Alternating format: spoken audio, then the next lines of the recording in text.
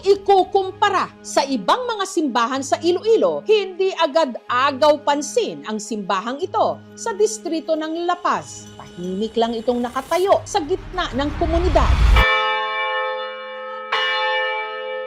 Pero kapag umalingaw-ngaw na ang mga kampana mula sa kampanaryo nito, tsak, mapapalingon ang lahat. Para itong himig na nang-aanyaya sa mga magsisimba.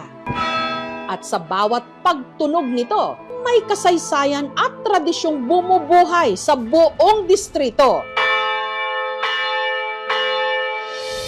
Ito ang St. Clement's Church. The church itself opened in 1941. It was the first church in this island with open doors. The old churches, as you can see, they have big walls. Pero ang nagpapa-espesyal sa St. Clement's Church, ang nasa loob ng belfry o kampanaryo nito, hindi lang isa, kundi 13 kampana na kung tawagin, carillon bells.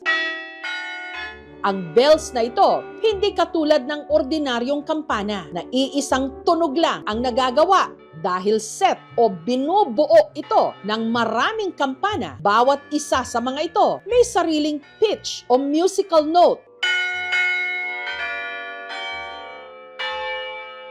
Kaya kapag pinatunog sila, maaaring makagawa ng kanta o melody.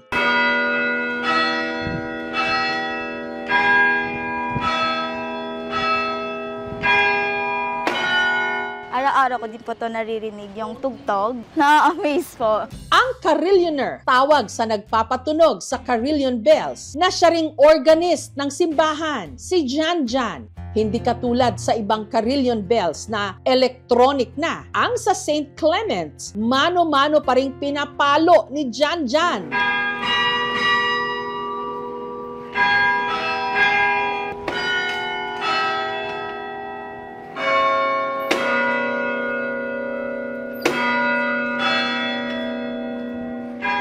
Ang gamit niya para mapatunog ang mga kampana, ang keyboard na ito na gawa sa malaking kahoy. Like sa piano po, lahat pong nasa baba dito, ito po yung white keys po ng piano. At itong dalawa po sa taas, ito po yung black keys po.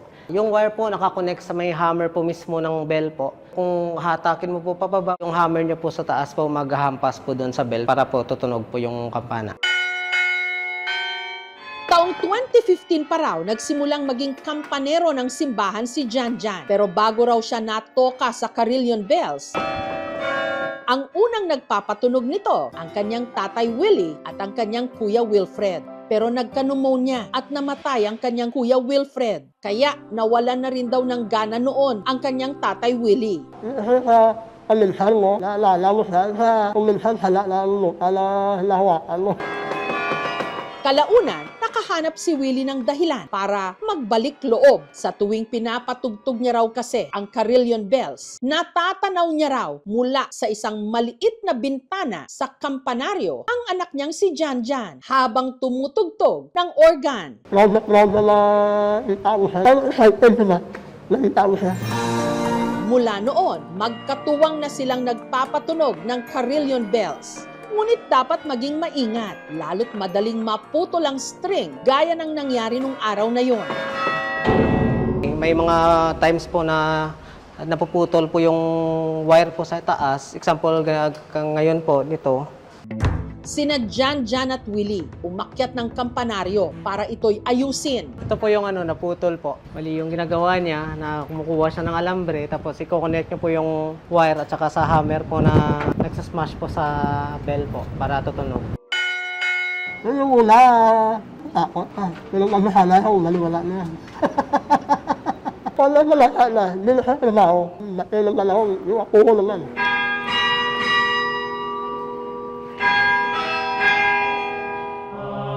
Ang malalim na pananampalataya ng mga Ilonggo bakas sa napakaraming antigo at nagagandahan nilang simbahan.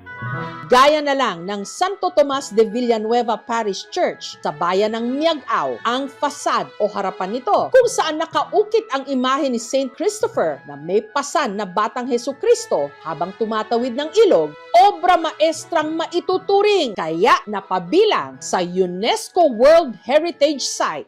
Habang sa Haro Cathedral naman o ang National Shrine of Our Lady of the Candles, hindi lang masisilayan ang lumalaki raw na imahe ng Nuestra Señora de la Candelaria, mamamangha ka rin sa kakaiba nilang belfry o kampanaryo na nakahiwalay sa simbahan.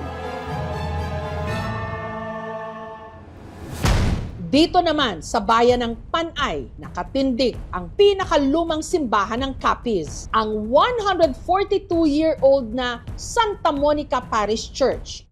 Ang makakapal na pader nito gawa sa coral bricks na pinagdikit-dikit gamit ang pinaghalong puti ng itlog at pinudpod na shell. Noong 1884 ay tinayo itong bagong simbahan, no? Kahalintulad din siya ng mga Spanish churches, no, across the island na sa cruciform, no, or hugis cross yung layout ng simbahan. Ang kampanaryo ng simbahan nagsisilbing tahanan ng pinakamalaking Christian bell sa Southeast Asia at pangatlo sa buong mundo. Ito ang tinatawag nilang Dakong Lingganay. Tumitimbang ng 10 tonelada. Yung bell ay ginawa noong 1884 mula sa donasyon ng mga tao na mga Mariano. Ang tunog nito naririnig hanggang 8 kilometro ang layo. Ang mahigit 2 dekada ng toka sa pagpapatunog nito, si Joseph. Sabi nga ng pari namin, maglagay na ng Irma base sa katagalan, ma'am. Masira yung tenga ko. Pero hindi, ma'am. Gusto ko marinig yung tunog ng kampana. Tawag po namin dito is budaho. Ito yung gagawin po. 1, 2, and 3 po.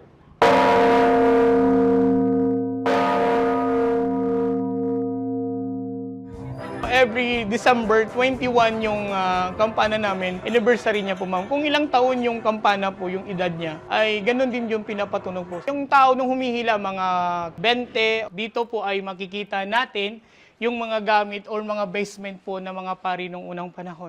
Sa tagal niya sa trabahong ito, kabisado na raw ni Joseph ang bawat sulok ng simbahan. Kaya siya rin ang nagsisilbing tour guide ng mga bisitang gustong makita ang Dakong Lingganay. Makikita natin dito the biggest bell in Southeast Asia. Itong pinatunog po niya, sobrang lakas. As in, talagang parang dagundong yung kaba ng dibdib. Nakaka-amaze and nakaka-proud bilang Pilipino. Kahit matanda ka, kung kaya pang magpatunog, pwede pa.